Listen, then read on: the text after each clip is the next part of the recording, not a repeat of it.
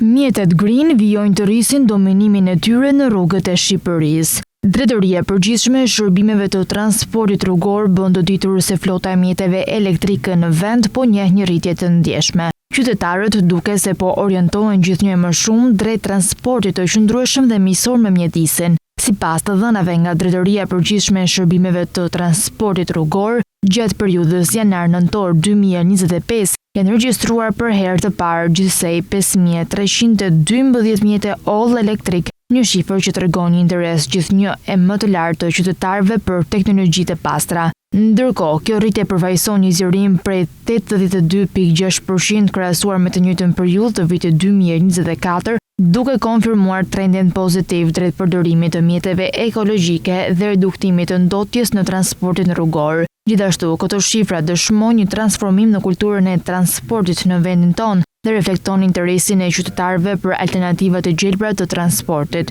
Nga ana tjetër, shtimi i automjeteve elektrike në qarkullim kontribuon drejt për drejt në uljen e emetimeve të dëmshme dhe në përmirësimin e cilësisë së ajrit. Megjithëse më shumë mjete green në rrugët tona, vendi po ecën drejt një sistemi transporti më të pastër, më të qëndrueshëm dhe më misor me mjedisin, duke ndjekur standardet bashkëkohore të zhvillimit të qëndrueshëm për një të ardhme më të mirë edhe të brezave të ardhshëm.